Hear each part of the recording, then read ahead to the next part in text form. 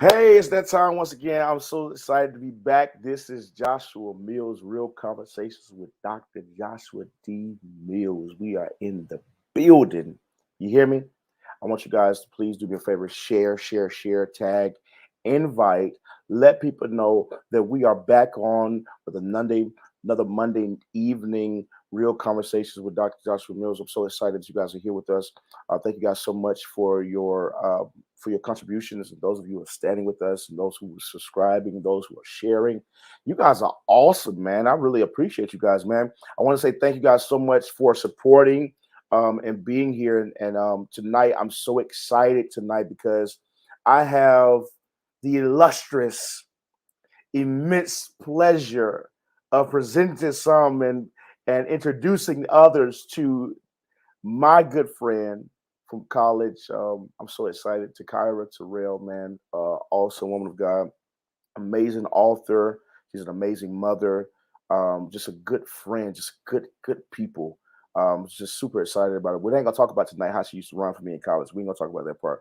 But I'm super excited about how she's here with us tonight. So I'm excited to have her with us on tonight. We're gonna be talking about mental health. We're gonna be talking about her books that she's written as well.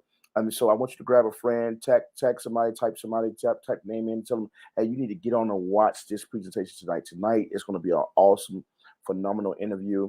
And I'm just excited to have her with us. And I'm excited that you guys are here. So I want to just give us a few seconds to say hello to everyone. Hello, Amber, Dunn. Blessings to you guys. Good to see you guys. And I'm excited. I'm just, man, listen. Look, first of all, let me go back real quick. The last couple weeks, our interviews have been ridiculous. Okay, ridiculous. And you can also watch us on YouTube as well. So if you guys want to go back and you want to watch the replays, we are on YouTube. You can type in Fellowship of Sons on YouTube and be able to access the YouTube footage as well. But there's so much information that's been going on. Last week we had Sheldon, the Ambassador Brian herself, Byron, excuse me, herself. I'm super excited about that. We had an awesome time just sharing with her. Y'all already saw what happened last week. Last week was bananas. If you guys missed last week, you need to go onto the page and go watch the replay because it was phenomenal.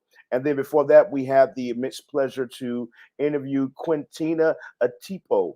Atipo, the co-founder of Agape Worldwide, also woman of God, just amazing. These amazing people.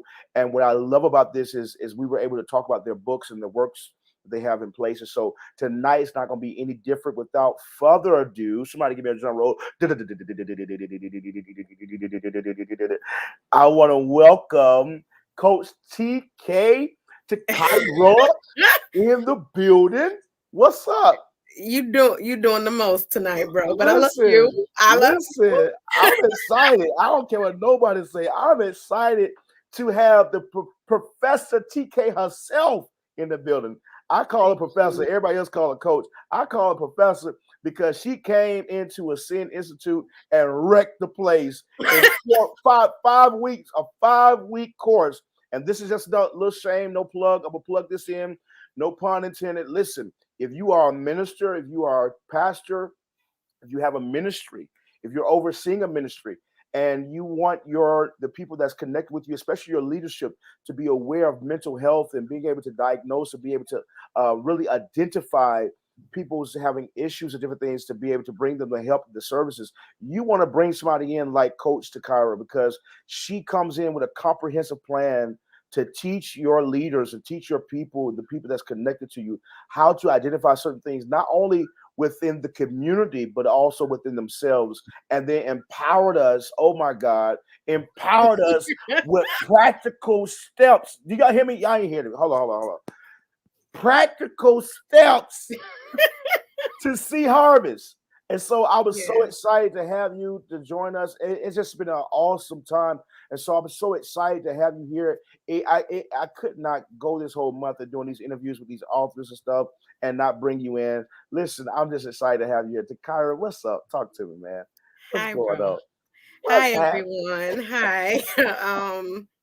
I'm making her shy. I'm making her embarrassed, yeah, y'all. and you know I'm not really shy. So, hi everyone. I'm super excited to be here. Thank you again, Dr. Mills, for the opportunity to just to come on your live and to be able to talk about mental health, talk about my books, talk about why I do what I do, how I got to doing what I do. So, thank you again for the opportunity. Wow. Listen. I appreciate you. You know, but I know you. We know each other. We got history, man. So Yeah. all this doctor stuff, you better call me Joshua. That's what my mama Of name is course, Joshua. I mean, I wanted to come in with the formalities. I just be telling people, look, just don't call me late for dinner because I like to eat chicken. So, but I'm so excited to have you here. Tahkyra, man, talk to me. Like I'm excited. I know you're an author. I know you have several books that you've written and different things, and we're going to talk about a little bit about that. But I really want to talk about you. I want the people to come from this conversation knowing who you are: the coach, the mother, the author, the minister. A lot of people don't know the depth. Listen, this girl off the chain, the prophet. Don't play with me. Don't play with me.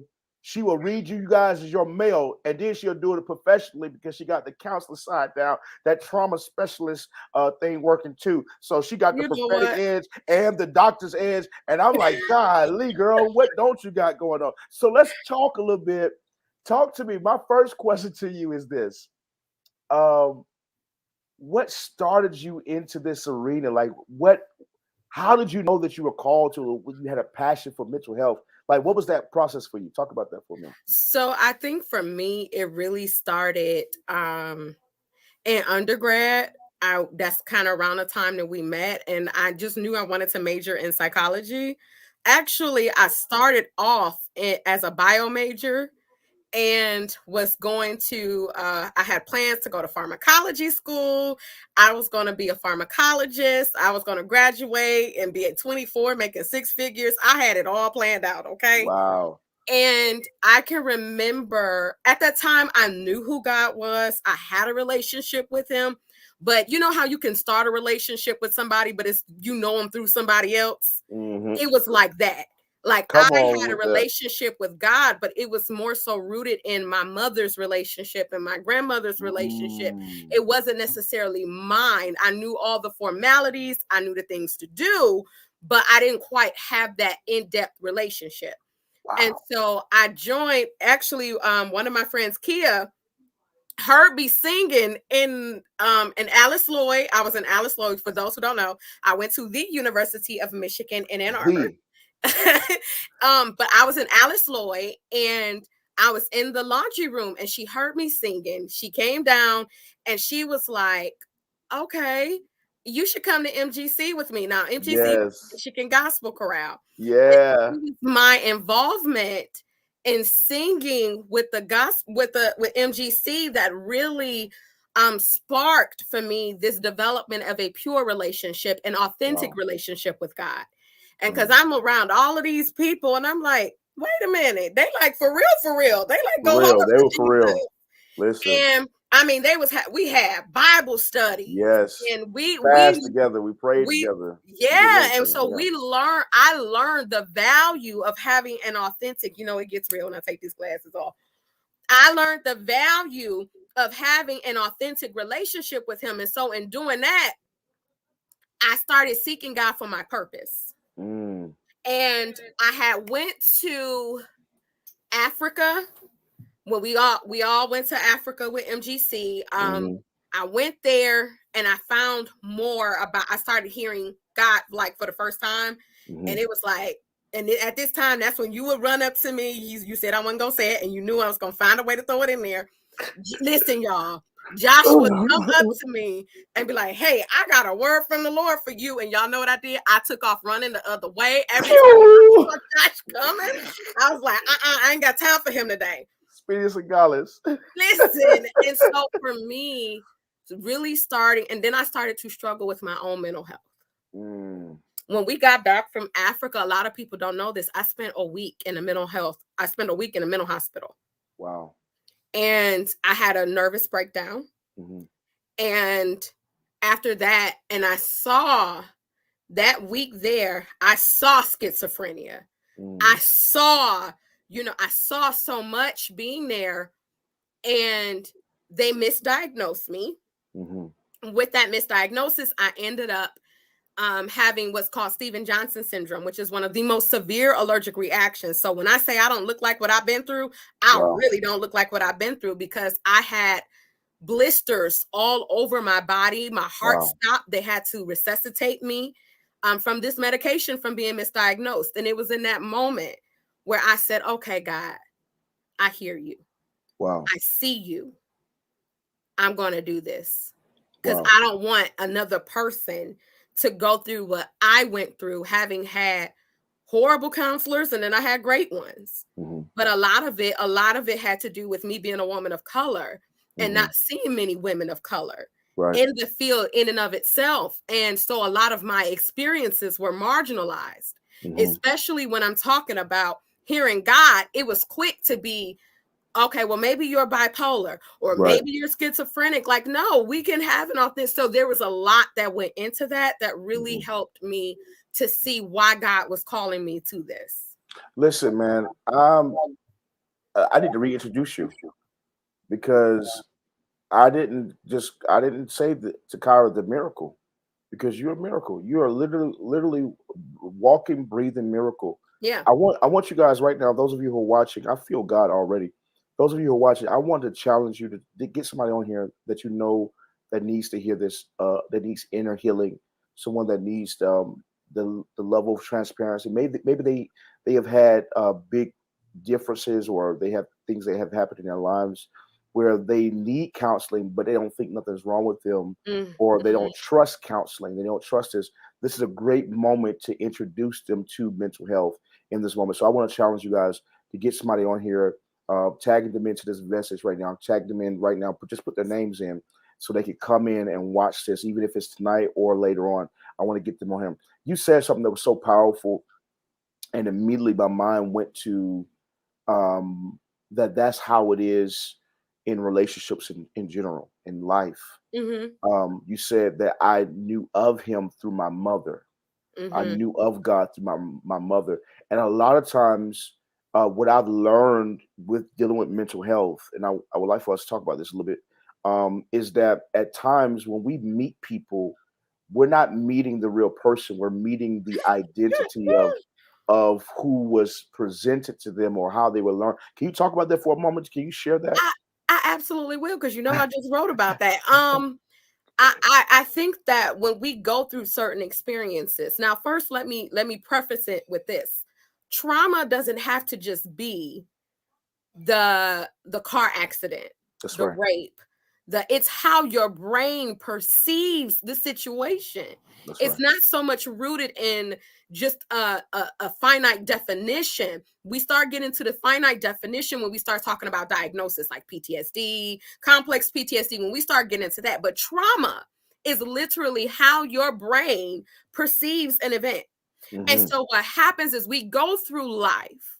We go through different experiences. You go through childhood and you heard maybe some not so favorable things about you. You're not worth it. You're not good enough. You'll never be good enough. You just like so-and-so. You just like this person. And guess what? 5-year-old me don't know how to process that. That's right. 6-year-old me don't know how to process that. I'll give you a prime example. And I talk about this in my book as well. The 8-year-old, my imposter showed up at 8 years old. At 8 years old, I can remember hearing, my mother didn't know I could sing. She didn't really know I could blow. And so I remember there was this older girl in the choir named Tiffany. She called me over there and she said, hey, come sing with me on the microphone. I'm singing. And my mom walks out the kitchen and she's just like, who is that? And she looked on the stage and saw it was me. And she was like, oh my gosh. And that look of excitement and pride that my mother showed, I lived to make my mom, for her face to do that again. So at the same age, I found a letter that my mom had written my father, where my father gave her $500 to get an abortion. And so now I have this 8-year-old me who's struggling with dichotomies. right? I'm Come on. struggling with knowing I'm good enough, but then I'm feeling like I'm not wanted. I'm a Mm, mistake. mm-hmm. And the enemy played with my mind so much that at 8 years old, I fractured. Wow. And it Wait. didn't even stop there. Hold on. It didn't stop there, bro. Because then my early childhood molestation started at 8 years old as well. Wow. And so I have all of this at the tender age of 8, and my brain don't know how to process it. So I withdrew and I just started showing up however somebody needed me to show up at 8 years old. I fractured. Wow. What? So wait a second, because we don't crossed over into something. I don't know how fast we shifted and when it happened, but we did it, and we here now. I want to say this to those of you who are listening. Um, I want us to take time to look at us while this conversation is going on, Mm-hmm. because there are things like this that happen in our lives. And I like what you said about trauma, because most people think trauma it has to be a traumatic experience by the definition of people's opinion. What trauma is, that has to be that type of experience for people to deal with trauma or to be in that space where they're struggling within that. But you just listed off, I think, three major things that happen in your life, three moments, major moments Mm-hmm. that happened in your life at the age of 8 years old Yes. that shifted even the way of your development and how you saw things and how you saw yourself Mm-hmm. in that Absolutely. moment. And I think a lot of times we don't really pay attention to that. We try to be so strong or resilient. And I've said this. I was on a panel on Sunday, um, and I was talking about one of the problems with people of African descent is not said as a problem, but it's really it's a blessing, but it's also a curse, I think, at the same time. And what I said was, it's our resilience. We're so resilient that no matter what you give us, we can make something out of it. We'll create something out of it. We know how to put on a certain place or a certain position, that we begin to walk a certain way or talk a certain way or respond a certain way that looks as though that we've overcame a situation. Mm-hmm. And the problem with right now is, in this hour, in this time, in this season, in order to receive the fullness of what God has for us, we must face us. We must face the little boy, the little girl. We got to face those places. And a lot Mm-hmm. of times when we go through our situations, like I said, because I was just thinking about your mother hearing you sing, and that being so proud. So I can already imagine how much you coped in your relationship with your mother just through the music, that side, because of this, how she viewed you in that moment, and that good feeling you felt, that oh, I want to feel that always. I can imagine the story and how that flows into that. Oh, But they caught They caught a picture of it. It's in my church. It's in the church I grew up. They got an picture, an 8-year-old me with this big old white bow in my hair. wow, They caught it. wow, It's immortalized in a picture at the church. wow. It's amazing how we take these moments and this, and I think what we'll talk about a little bit more too. And I thought this as well while you were talking, is I want to give space for Q&A before we get off, so people can ask questions that may have, Mm-hmm. simple questions or whatever. But it's amazing how resilient the human mind is.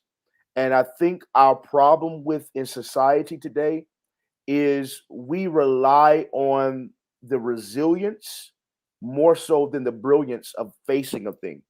And Yes. us actually dealing with the situation, we'll like, well, I'm not facing that, I'm not in that environment no more, so I don't have to worry about that no more. Well, the Right. truth of the matter is you don't know if you've really gotten free from it until you come back across another situation like that.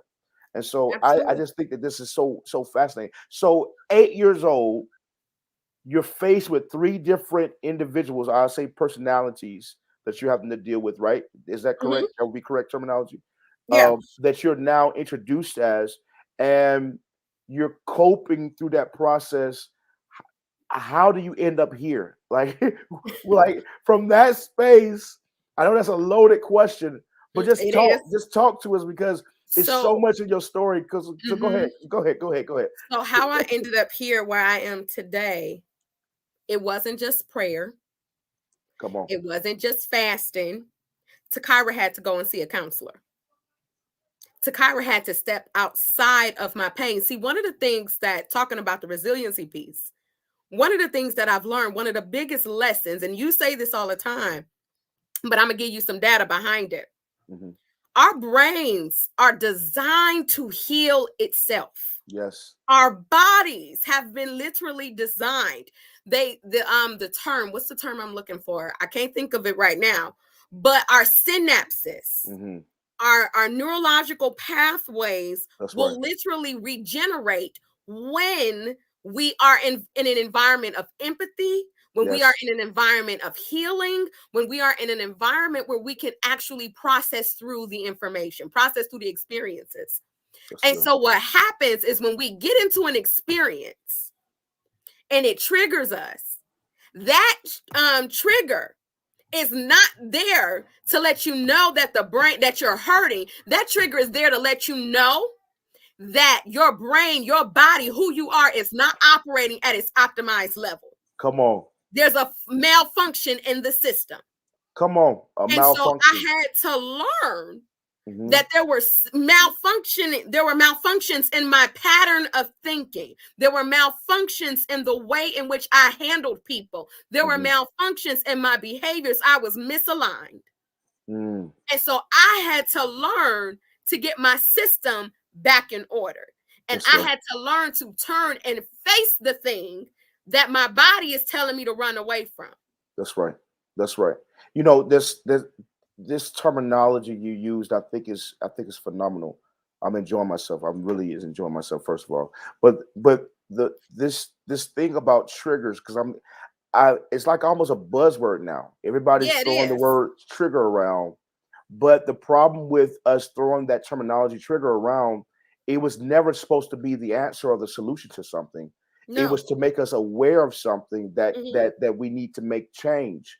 And I think a lot of times people are like, oh, you triggered me. I got triggered in this situation. And then that be it. They don't see the trigger.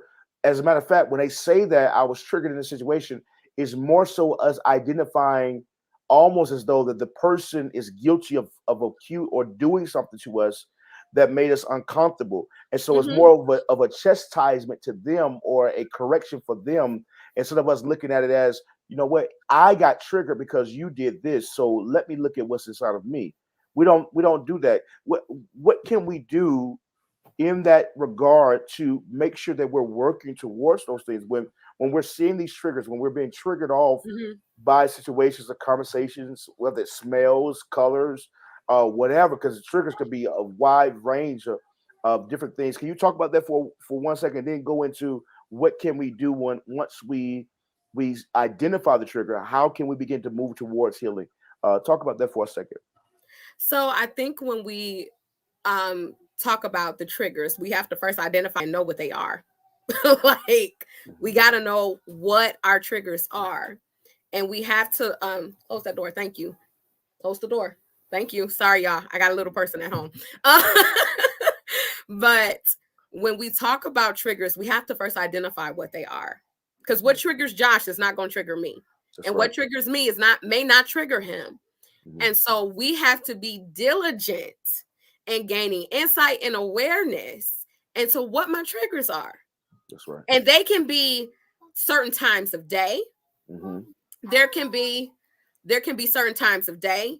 It can be time.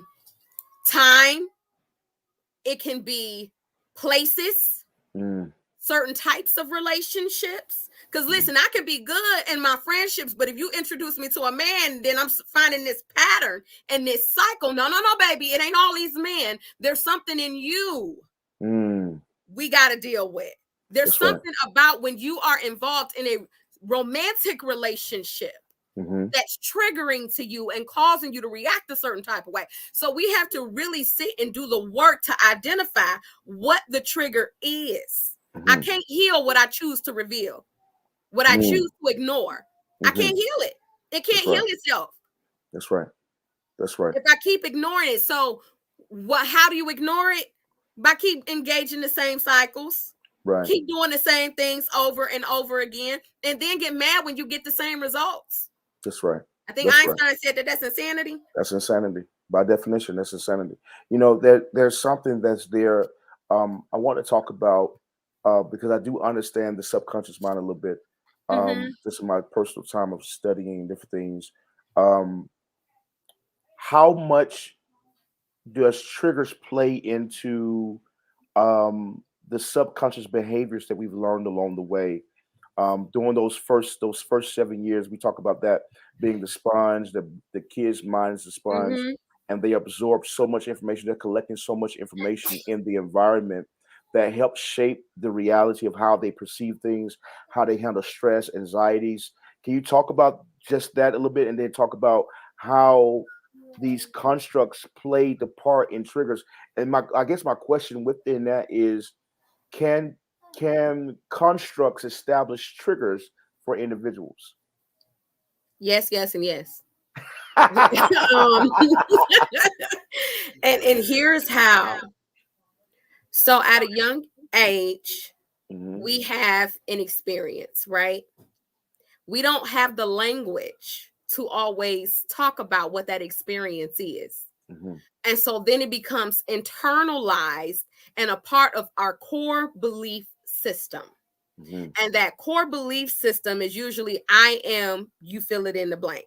Right. And so when we have a core belief system that's rooted in negative thinking, Hmm. negative styles, we eventually start to do things that are in alignment with that system. And you keep doing that over and over again, it gets rehearsed, it becomes subconscious. You don't even have to think about it. You Hmm. just do it on a regular, everyday basis. That's right. And so like an example I use with my clients, I said, if you go outside and you see somebody standing by your car with all black on, what is your first and they're facing your car door, what's your first assumption? What first came to your mind, Josh, when I said that? I'm about to pull out that Draco. Right, they're trying Let's to go. steal your car, right? Where do Right. we get that information from years of watching TV and seeing the Hmm. burglar and all black, and growing, if you was little and you knew the Hamburglar, right? He had on black and Hmm. white stripes. That's right. We learn things that becomes a part of our historical data, and that historical data then gets processed, and we don't think about it all the time. It's That's like right. it goes into a database in your brain. It's no longer in the queue, it's in the database. And Hmm. so whenever things happen, I don't have to think about it. The brain just knows how to do it. Automatically. It's That's an right. automated process. That's right. That's right. And that's There's. why that work is so hard. When Hmm. you start to really deal with those core beliefs, you really have to sit down and face yourself. You have That's right. to. That's right. And that process isn't necessarily, doesn't mean it's going to be an easy thing, and it could take time. And I think a lot of Mhm. times, um we're such in a rush.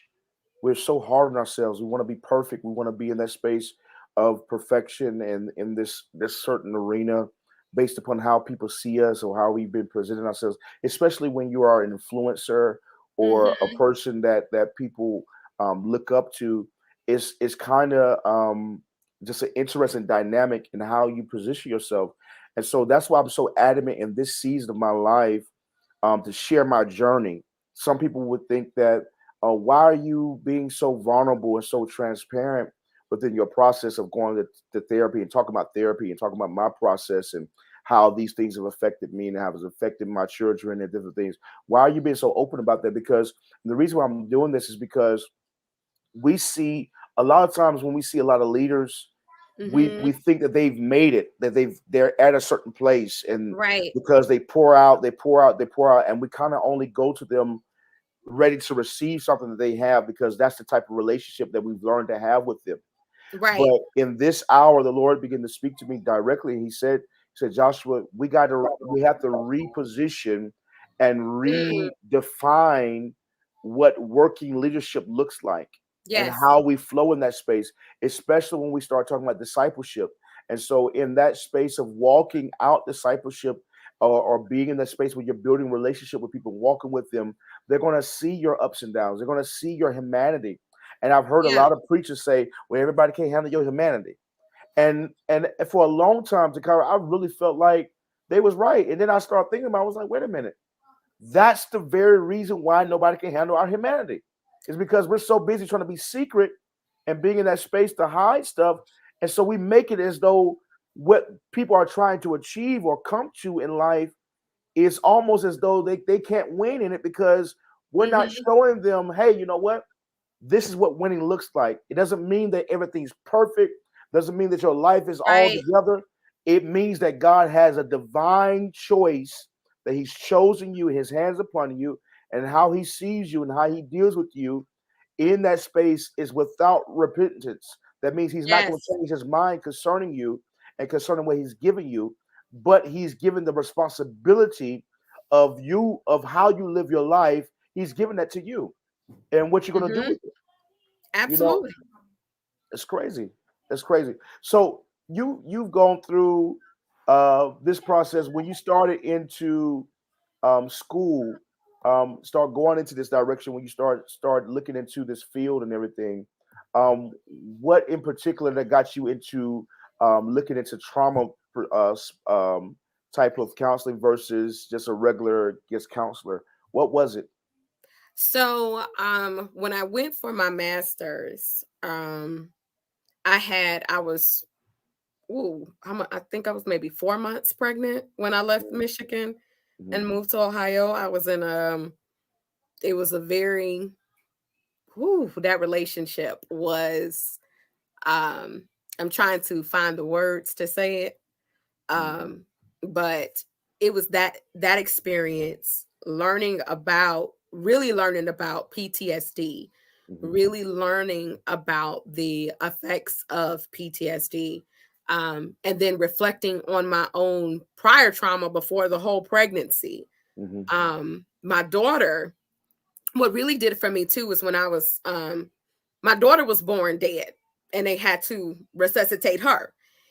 And so that traumatic experience, and then all of the stuff that I went through with her father, it was like I needed some time to myself. I really realized how broken Mhm. I was, Mhm. how messed up I was, and I refused to bleed on God's people Mhm. in that state. Because what happens is if I don't heal, if the wound is still open, that means it's still bleeding. Mhm. And I didn't Absolutely. want to bleed on nobody. And so I got involved with a trauma specialist, and we talked about a lot. We Mhm. talked about a lot. We talked about my humanness, because by me being a minister now, I was a whole minister, wasn't married and got pregnant. And the shame of my experience, Josh, Mhm. the shame, the guilt. I thought I was just this horrible woman, Mhm. just defiled my call, Yes. defiled who God said I was, and I walked around feeling like I smelt like burnt garbage. Wow.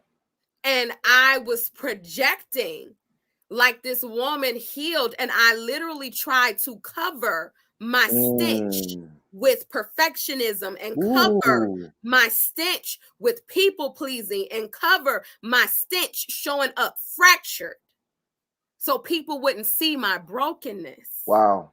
And it was through that experience that I learned the value of dealing with my trauma. Yes, right. I then did, and there Ooh, were you other just said something experiences. there. The value of dealing with my trauma. I'm gonna have to preach that. I give you a 10 on that. The value of dealing with my trauma, facing my trauma. That's so powerful. That's so powerful. And you said something for me. For me, it wasn't bleeding on God's people.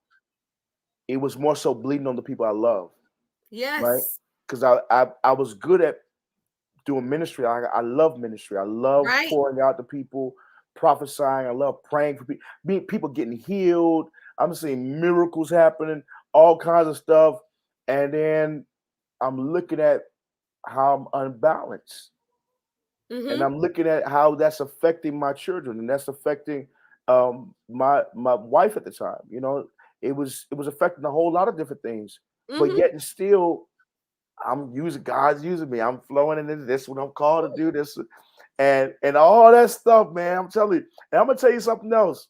Listen, ministers, leaders, pastors out there, listen. Listen, let me tell y'all something. Listen, everybody who smiles in your face ain't always for you. And what I mean by that is a lot of times we know what's right within us. Mm-hmm. Our spirit, if your heart is bent towards God, God's going to speak to you concerning you. Yes, he He's going to will. reveal some things to you.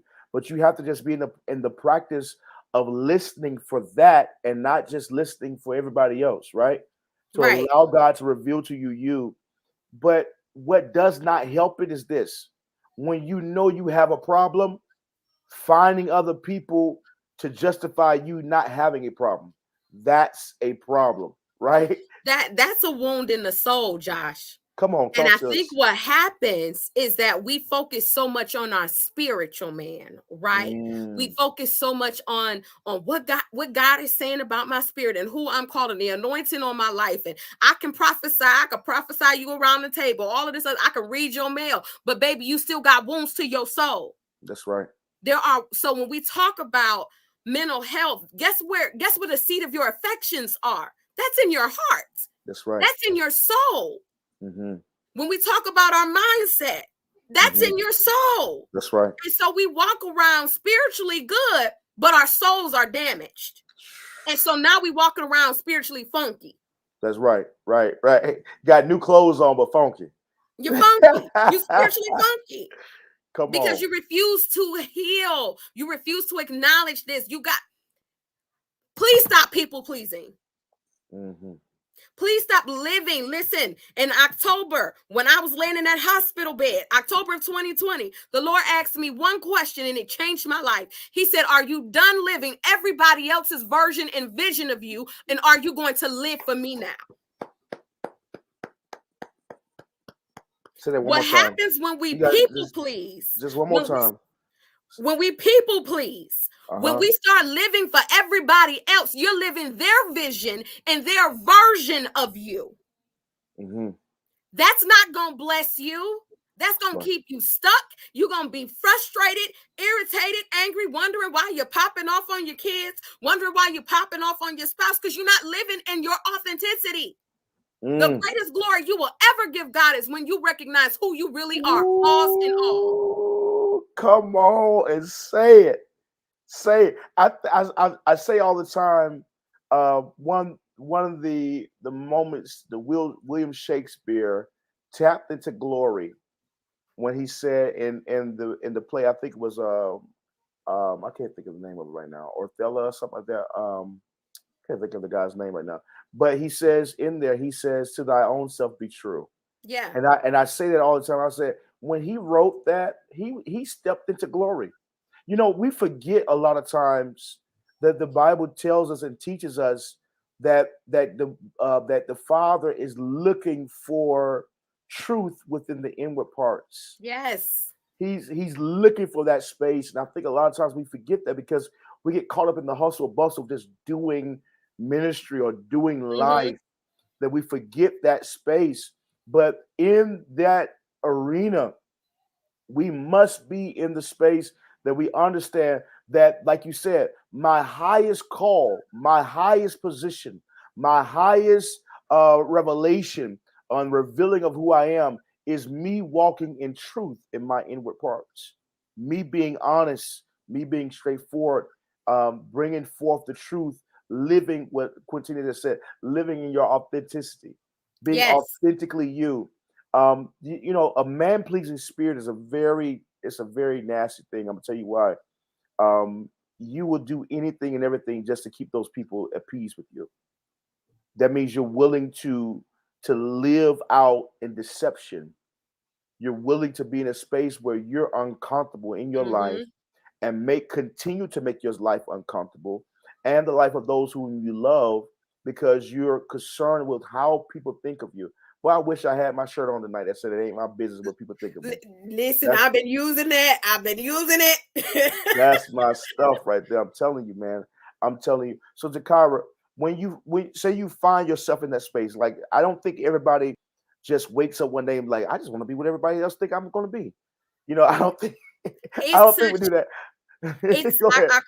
I call when I'm working with my clients, when my coaching clients, I tell them it's baffling, Mm, it's cunning, and it's sneaky. Because you don't even mm, realize that it's happening until you way deep in it. wow. And so the way to and it often starts when we're young. I don't think we talk enough about our childhood wounds. Absolutely. It doesn't just I didn't just wake up and Hmm. decide I just want to make everybody happy and forget about me and neglect myself. That's right. That was a learned behavior through my trauma. That was something I learned to do.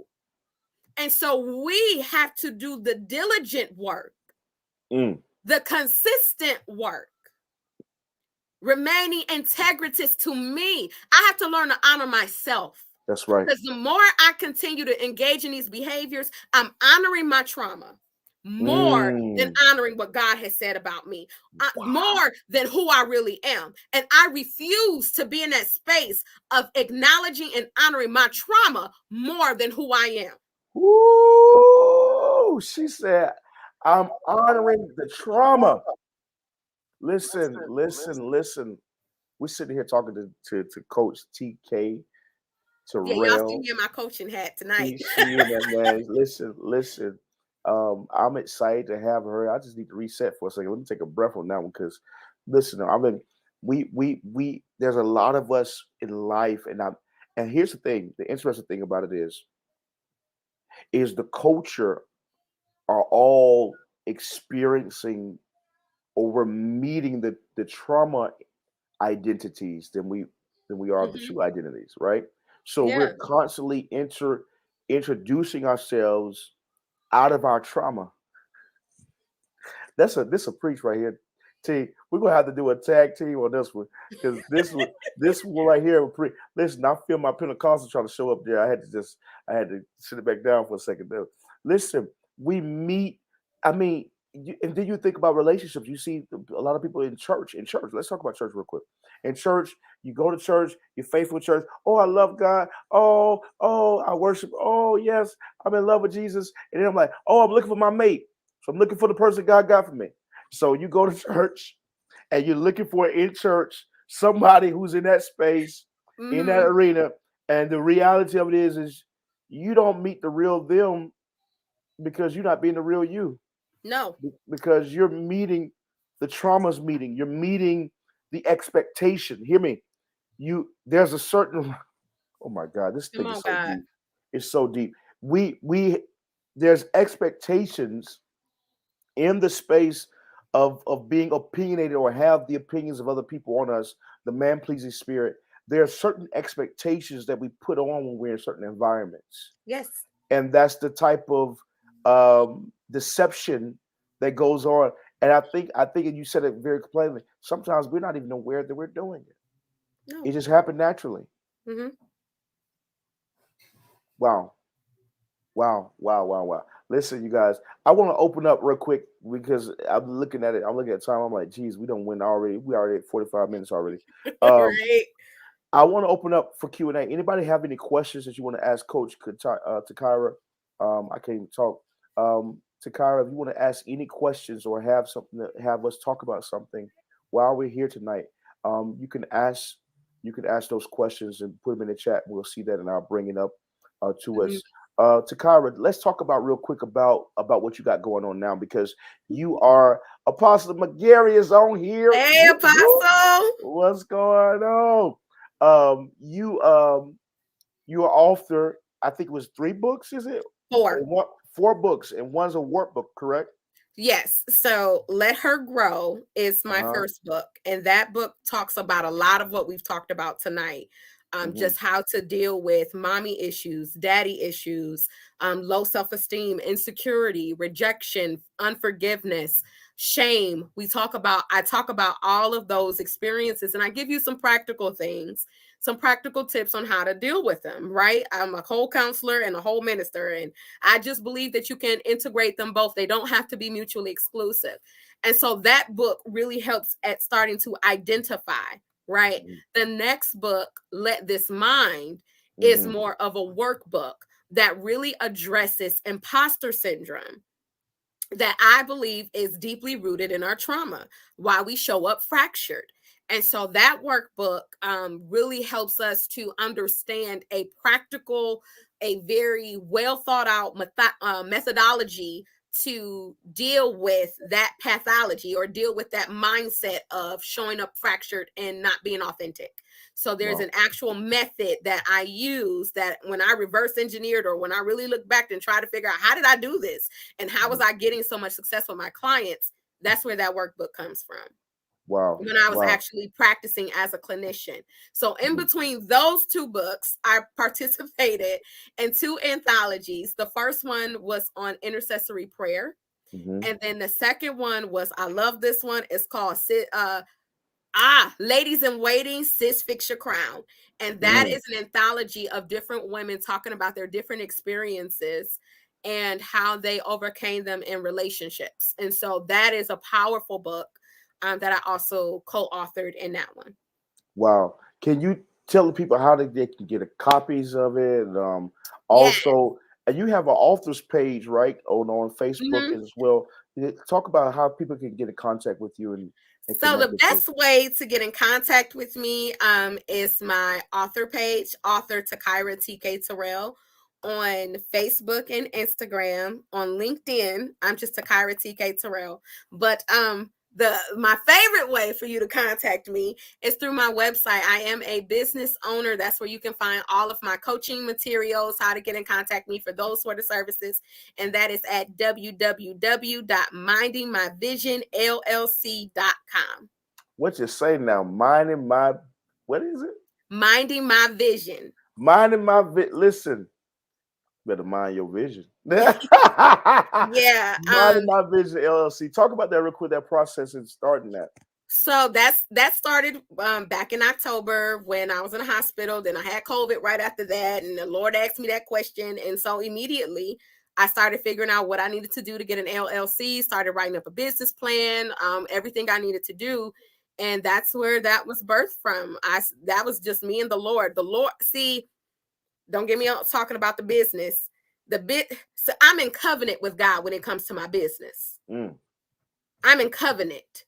He's the CEO. I'm just the person that he's Mm. filtering all of this through. But That's I'm right. in covenant with him. Mm-hmm. And so that business is really the summation of all that I've been through, the books, everything that's the brainchild that the Lord birthed through me.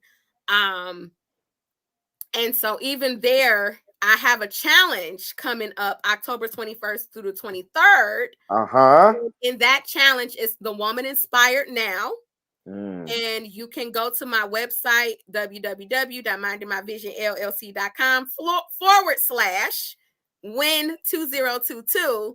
And you will find out information. I have some dynamic women who are really on fire for God. And this is going to be not just a recalibration. This is going to be a time in the Lord to get you really ready for everything that he has for us. So Wow. that's some of the Wow. stuff I got coming up. Listen, I'm excited to have you here with us once again, to be here and sharing. I always try to use my platform as an opportunity to bring information to people that did not have the information before, whether it be through history, teachings, through other guests and different things to bring them on. But you've shared a lot with us tonight. I think Mhm. that that we can begin to look into. I want to talk about real quick before I let you go. Um, what are some of the drawbacks from people um, who's looking at possibly going into therapy or counseling? Mhm. What are some of the things that could possibly hinder them from going into it? And then what are some also can you give us for people who are looking for counseling or Mhm. coaching on that level? What are some of the go-to things that we should look for in those people that's helping us? So one of the biggest thing that I think, especially in people of African descent or BIPOC, that BIPOC population, y'all ready? It's taboo. We're not supposed to. We're supposed to just pray about it and Jesus will fix it and that's it. And I can't tell you how many times I've gone to the altar, but because there wasn't they told me, hear me, they told me to change my thinking, but they didn't tell me how to do it. Come on. And so it was about learning metacognition, thinking about my thinking. And I needed somebody to help me step outside of my own head and think about what it is that I'm actually thinking about, how I'm thinking about it. And so learning the mechanics, learning how to do it was the best thing I could have ever done for myself. And so one of the things that we have got to do is learn to bridge the gap between biblical principles and theoretical and psychological concepts. That's right. That's right. It's not taboo. There's nothing, hear me, there is nothing wrong with you. Too many people have told you, my God, that there's something wrong with you. There's nothing wrong with you, baby. Something happened to you. That is not the summation of your experiences. Who am I talking to? That's not the summation. You are not the summation of everything that you have been through. Everything that you have been through is intruding upon your real you. And it's time. You've been in the shadows for far too long. You've been withdrawn for far too long. And God is saying right now, beloved, that it is time for you to come out of the shadows, to come out of the wings and step into the fullness of who you are. You've been holding back for too long, quiet for too long.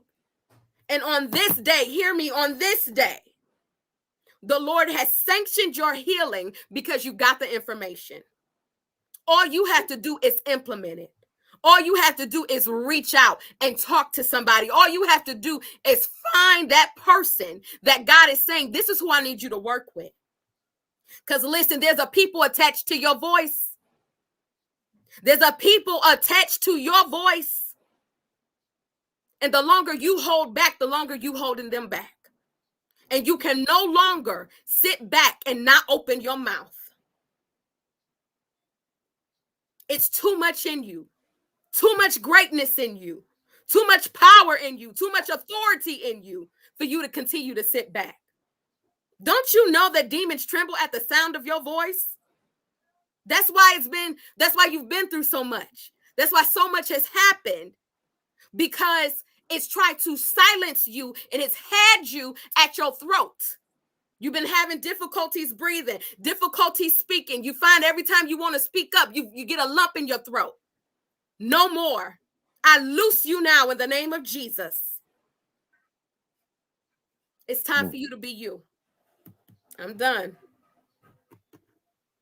Well, there you have it.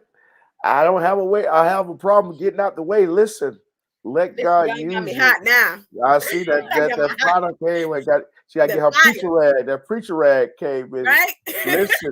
listen, you guys. I'm excited to be sitting here with Tahkyra.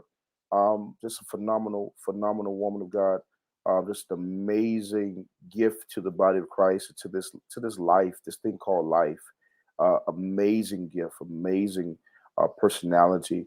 I want you guys to reach out to her. I want you to, those of you who have heard something, whether you're on YouTube, whether you're on Facebook, whether you're watching this now live or you'll watch it later on, I want to challenge you. I want to challenge you to reach out.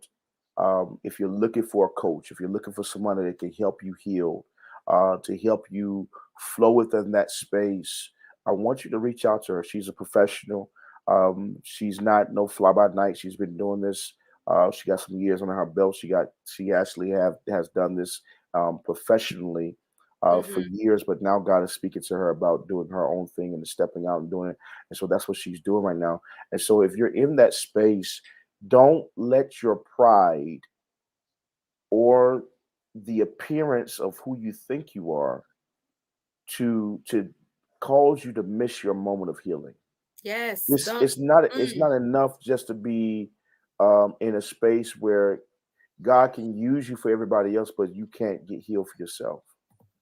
And that requires us to be honest with ourselves and honest where we are and honest with our history, where we're going, and understand also that it's okay to receive help, right? Yes.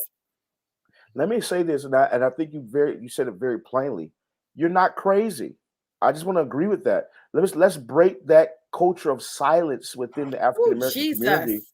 because in our communities we didn't have a voice for a long time, and so the systemic establishment of the environment provoked us to be a certain type of way, and the flow of certain type of way.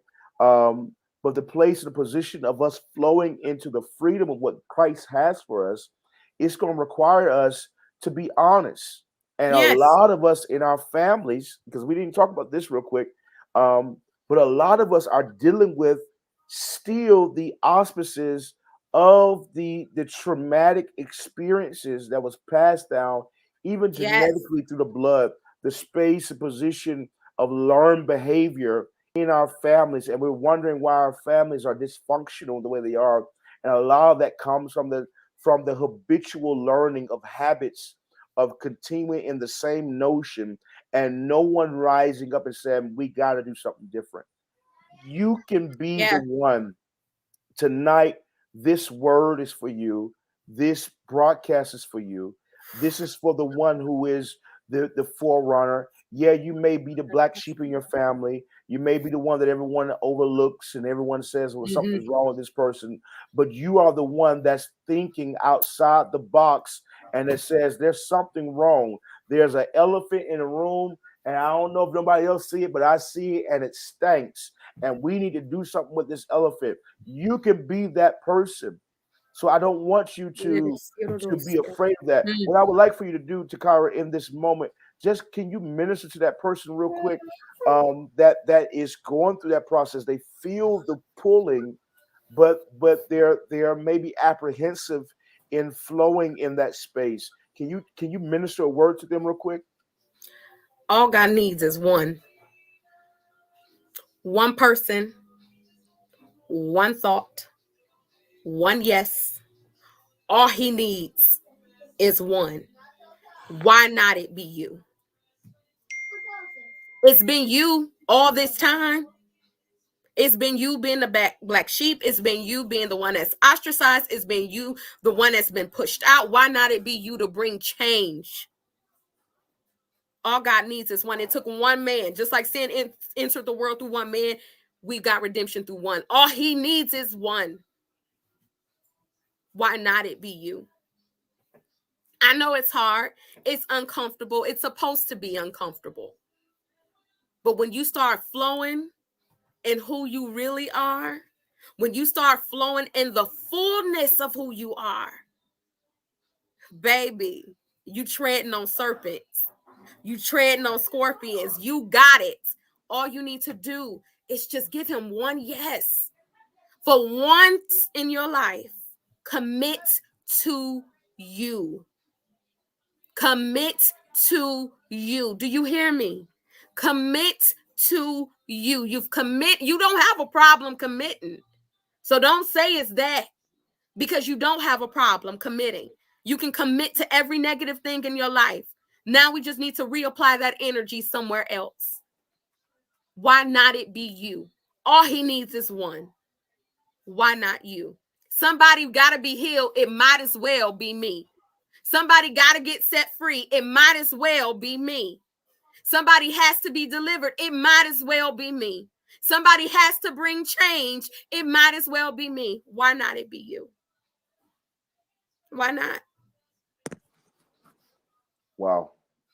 Wow. Listen, this moment I don't want us to move so fast in this. I'm very sensitive to the Spirit of the Lord, and I know God is really ministering to a lot of you that's here, that's in this moment. Listen, I tell people all the time, and that it matters not how we start. Yes. It matters not how the situation was before we even came to this information in this moment. What matters is what we choose to do now that we have received the instructions that we've received. Mm-hmm. Where do we go from here? Now that we know, you know what, it's okay for me to identify that there is a problem. There's a problem Mm-hmm. in how we function. There's a problem in how we flow in my family. There's a problem with how things are going on. I'm not just crazy. I'm not just out here making up stuff. There's a more healthier, more excellent way Yes. to do things. And now that I have received that, you've received that instruction that you're not off, that there is a higher way, there's a greater space. Now that you're here in this space, it's time now to do something with it. You're now responsible for what you're hearing, for what you know. Mm-hmm. And in that space, I believe that you guys connecting, people connecting with Coach Tahkyra, you guys connecting with her, um, to do sessions, even group sessions and different things, to actually start talking about these things, to Mm-hmm. not be ashamed. You know, the power of trauma and the power of the abuse and all these different things is the shame. It's Yes. the shame My literally God. blocks the space of freedom for you. It puts you in a place, in a position where you feel as though I'm all alone, I'm all by myself, and nobody hears me anyway. And it keeps you in that depressed state, it keeps you in that lola bar, keeps you in that space where Mm-hmm. you don't see no way out. But I'm Yes. here to tell you tonight, to with my sister Tahkyra, we're here to tell you tonight, it's possible to come out. It's Mm-hmm. possible to be free. It's possible to have liberty. It's possible to walk in the love and all that you desire in life, that space of even the care, even the place of the healthy relationships, right? Um, Mm-hmm. Healthy communication, having situations with people that practice emotional intelligence. It's possible. It's possible to be in that space. But I will tell you this: it's going to take work. It's It going to is. take work. Shame can never, hear me, never survive in an environment full of empathy and love. Wow. It can never survive because the core mechanism of shame working is isolation, Yes. Talk about getting it. you by yourself, getting you alone in your thoughts. Or what would they know if they knew this about me? If they heard this? The disgust, the stench that we feel, we omit, or we give off. Excuse me. Hmm. The Hmm. stench we feel we give off because of what I did, and I know I ain't had no business doing it, Hmm. or what was done to me. And Hmm. now I've personalized it and I'm carrying their sin on me. It ain't Come on. even my sin, It it's ain't even their mine. sin. It's their stuff. It's not even mine. Come on. They did it to me. That's right. It's not even, they did it to me. And so now I'm Mm. disconnected from my own body. I'm isolated from myself, even. Not just Ooh. from people, but from myself. Come on. Baby, you put all of that in a room with the love of God. You put all of that in a room with people who are understanding. You put all of that in a room when somebody says, I hear you, and now it's normalized. You Come not on. by yourself. Yes. Baby, liberty is imminent. That's right. Freedom is imminent. That's right. Peace is it ain't coming. It's there. It's It's there. in that room. That's right. That's right. That's right. And I'm gonna say this to someone because I feel it. Mm-hmm. Just because you acknowledge it doesn't mean you come into agreement with it. Mm. Just because you acknowledge that it happened doesn't mean you're in agreement with it. You're Mm-hmm. just saying it happened and I don't like it. Mm-hmm. That's not agreement. Come on. Say that. That's not agreement. That's acknowledgement, and that feeling of you trying to, or that feeling, that thought that's saying you're coming into agreement with it. That's the trap. That's right. And we're sidestepping that tonight. That's right. You're not coming into agreement with your trauma anymore. You're just acknowledging it so that you can heal and you can step into the fullness of who you are.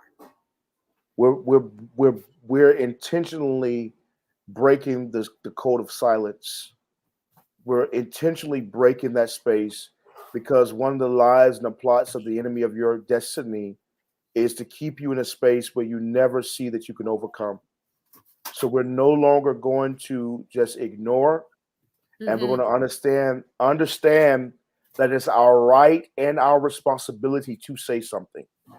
And in that space of us saying something in the right environment, it will foster love and care, and an environment in the space where there can be healing that takes place in that arena. My prayer tonight is that each and every one of you that's under the sound of our voices that are hearing is that you would come to a place where you'll give yourself a try. You'll buy into yourself and invest in yourself to begin to just take a look into it. Like just peek over into this therapy thing, peek over into the ideal of the possibility of that. Because in the space of the possibility, you'll find that there are more people that's like you than you didn't know, right? And I think that that's one of the biggest things is, especially in the Black culture or just the impoverished cultures, I'll say this, we have this certain pride of ourselves, and we don't want to look as though we're lesser than. Right. And so that space and that deception in our mind, or that delusion in our minds, puts up this saying, says, no, nothing's wrong with me, nothing wrong with me, I'm good, I'm good, I'm good. And we're sitting here looking at you, beating your head up against the wall every single time, but I'm good, I'm good, I'm good, I'm good. Listen, be in that space of humility where you trust yourself enough to value yourself, to love yourself, to say, you know what, I deserve better. Yes, you deserve better. You. I deserve me. And I not only do I deserve it, but I want it. Yes. I want better. And lastly, I'm going to do better. I'm going to do better. And by taking that first step, by reaching out, send a message. You can send a message to Coach TK privately and say, hey, I just need to talk to you. I want to set up a session. I want to connect with you. I got these things. Reach out. Listen, people of God, this is not the season for us to stay in the same places that we've been. In the past seasons of our lives, my grandmother, my mom's time of developing, they learn, do as I say, not as I do, right? And you better not say nothing, and don't you do this. And what I say, and so it was so much of that stuff going on, and mental health and mental emotional health was not something that was really understood amongst our culture for a long time. And so we've been the victims of that mentality, of that space. But now, to those who know to do better, they're responsible to do better, right? You got to take responsibility. So you know to do good and you don't do it, to you, it becomes sin. It becomes a type of hindrance for you because you won't do better. So it's not so much as the space. And I'm going to say this real quick as well. Courage is not the absence of fear. Come on. It's the audacity to move in spite of the fear. It's the space where you get to say, you know what, I'm going to do it with the fear. I'm afraid that people are going to look at me crazy. I'm afraid that I may not like what I see about myself. I'm afraid that I might not like, and this process may be longer and it may take me a little longer. I'm afraid of all that stuff. But you know what? I owe it to me. Yes. To look into me. Yes. To heal me, to go through that process of healing. And so I think that that's something that we all can take upon it. Listen, my prayer tonight is that we said something, that Coach TK said something, that I said something, and that you take the resources that's available to you. Reach out to her. They can go on Amazon and get your books, correct? Yes, they can go to Amazon and get the books as well. Yeah. And I'll say this too, if my prices scare you, DM me. I'm DM friendly and I will make a customized package for you. I will work with you. If Wow. you really, my thing is this, I set a price point and that's my price. But at the end of the day, if I can tell that you really want it, I'll work with you. I'm not going to Wow. refuse the persons that God sends to me because of a price. That That's ain't right. me. That ain't my style. So if you hear the sound of my voice and you feel that tug on your spirit and you go to my website and you're like, I can't afford her. Don't do that. Message me. That's right. Message me and I will work with you. That's right. I That's just right. need you to make the commitment to yourself. It ain't a commitment to me. Make the commitment to yourself. That's so good. That's so good. That's so good. Listen, you guys heard it from the source herself. It's not something that I'm telling y'all. Go talk to her. She'll work the price out. No, she said in from her own mouth. Yes. Listen, if you feel God pulling on you, and the price is an issue for you, listen. And we're not talking about the people that got the money; they just don't want to spend the money. Right. I'm talking about people who are maybe facing hardships, that may be facing some scarcity or lack in their lives. Those type of people.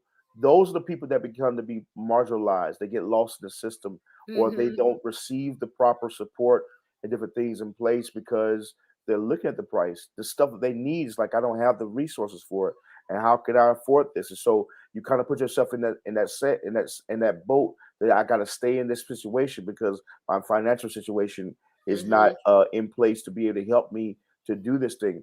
And so, with that being said, tonight I believe that Tahkyra heard God. That's why she spoke what she just said. And Yeah. I know for a fact that if you're here and you've heard that, I need you guys to reach out. Don't hesitate. Don't wait till tomorrow. Do it tonight. Do it tonight. Reach out to her tonight. Connect with her. Ministers, leaders, pastors. If you're watching and you want your congregants or your leaders, your senior leaders, to become more aware of mental health and emotional health and different things in the ministry to help the flow of the ministry, I would prefer, or excuse me, I would actually suggest that you reach out to Tahkyra as well to have her come up with a plan for your ministry. She can either do it virtually, or she can come out for a whole weekend, different things, Mm-hmm. do a workshop of different things. But you guys don't want to miss this information. There's so much information that's there, and it takes the way we do ministry to a whole other level. We begin to see it from a whole other level. Everybody who was in the course with us, not only were we able to see ourselves in that course, but we are also, it taught us another place of grace, another level of understanding when it comes down and related to other people that we're dealing with in ministry. And so I would suggest and put her up before you guys listen. Reach out to her, connect with her. Ministers. She's also a preacher too. Y'all heard that show up a little bit tonight. She's a powerful woman of God. Listen, she will bring the word, and you be like, "What in the world?" Your face would be like, "What? What'd you just say?" So listen, Tahkyra, I'm so excited to have you here. Thank you, guys. Thank you so much for being Thank here with me. you. I love you so much. You my sis. And my Tay Tay in the background. Y'all heard my baby in the background. That's my baby. I want the baby, the other white meat. So, She but gonna get I you. say I know she is. But I'm so excited. I'm so excited for what this means for you, Tahkyra. This is just the beginning. I prophesy over your life that this will be the season of major increase and access that'll be granted to you in this hour. I just decree over your life that there is no good thing that God will withhold from you and remove from you in this season. But this will be the hour of open doors, effective open doors for you. And not just Mm. one, but multiple doors are open up for you. You're going to have so much business is going to come to you. Matter of fact, you need to start preparing. I hear the Lord say, start preparing for next year your calendar because it's going to fill up. It's going to fill up so fast. And so, for those of you who are watching, if you want to get her, you need to go ahead and start reaching out to her now because her calendar is going to be booked up for next year. So you guys need to reach out to her. I love you so much. I I appreciate you. love Thank you so you. much. I want to say thank you guys so much for hanging out with us. Josh, I'm Um, sorry. Can I say one other yes, go thing? ahead, If please. you are going to get the book, if you order it tonight, I can ship it to you in the morning. Just cash app me the money. The book for Let Her Grow is 20 and then 25, I'm sorry, 30 for Let This Mine because it's a little heavier and they went up on the prices and shipping. I'm a self-published author, so that money comes directly to me. Amazon take too much of my money. So I have copies of both books if you do want to order them. So before you go to Amazon, just message me and we'll work all of that out. I forgot to say that. Sorry. Absolutely, absolutely, absolutely. Well, you guys heard it again. So reach out to her if you want to get the book. You trying to get the good book, the good, right? Reach out to the dealer herself. She said, come directly to the source. Y'all reach out to her and work those things out. Listen, I love you guys so much. I appreciate you so much, Tahkyra. Thank you so much for coming on. Thank you so much, bro. Bye. Good night, everyone. Amen. And so tonight I'm excited. I was excited about this time. Thank you guys so much for hanging out with us. I appreciate each and every one of you. Listen, tonight, don't just let the words that come forth that came forth to just go beyond you or to go back into the space and the recesses of your mind and say, oh, that was good information, that was a good live, that was a good conversation. My prayer tonight is that you actually take the information and be able to see yourself in that regard and begin to move upon it, do something. Listen, you have no right to complain if you're not willing to change. We must be willing to put forth the work to see change and to have the change and to have that space. And so I love you guys so much. I appreciate you. I'm praying for you. Keep me in your prayers as I'm journeying in this process as well. Tahkyra is one of my friends, and that's the only reason why I didn't go through her service myself personally, because I was gonna be like, Coach TK, holla at your boy, right? But I couldn't do that because we're friends, we're brothers and sisters, and so we tend not to do that. Even with ministry, I don't flow that type of way, even in ministry. So, but I'm excited to be able to have this platform to bring her and present her to you guys. I'm so excited about the greater things that are still yet to come. Listen, I want you to type this in for me. This is my season to prosper. This is my season to have expansion. This is my season to grow. That this is the hour that the fullness that God has for me, that I will walk in. I just want to take a few seconds and I want you to proclaim that. Type that in. Type that in with me. This is my season to grow. This is my season to prosper. This is the season I'm going to walk in the fullness of everything that God has for me. My season to prosper, my season to grow, and my season that I will receive all that God has for me, all that He has for me, that I'm going to walk in that space. I want us to begin to say that, speak that, because that's part of this process. That's part of this thing. Seeing yourself in a different light, you got to put a different picture before yourself. You got to declare a different thing over yourself. So I want you to begin to practice that process, even in this season. Let me pray. Father, I thank you and I bless you and I honor you and I glorify you for all that has come and all that have heard these words. I pray that every word that has come forth, that it has fallen on good soil, that Father, it will begin to take root and it will grow and expand in the midst of your people. I give you praise that this is another day, another season, another moment. And that Father, that you give us the courage and the confidence to believe in us enough to go get the help that we need, to reach out, to receive the services that we need. And Father, I thank you that no lie of the enemy, no lie of our history will try to come to us and tell us that we're crazy, that we're not good enough. Father, I decree and declare that this is our hour to prosper. And in that prosperity, we will have life and our soul will prosper, even as your word says, as you desire for us to prosper and be in health, even as our soul is prospering. So, Father, I give you praise and I give you glory that there is no good thing you're withholding from us, and that this is the hour that we become intentional about our lives and how we're living and how we're perceiving things. Father, I give you praise, I give you glory. Now, Father, I pray even now for those who are watching. I speak increase over them, over their finances, over their homes, over their relationships. I pray and I speak life over them. And I just decree and declare now that, Father, that there is an effective way, an excellent way, a more excellent way that you show us to begin to thrive in this season, to not just survive, but we're thriving and we're moving and we're progressing. I give you honor, I give you glory, I give you praise. In Jesus' name we pray, amen. Listen, until next time, you guys be blessed. And remember, You are possible. I love you guys. I'll talk to you guys soon. Peace.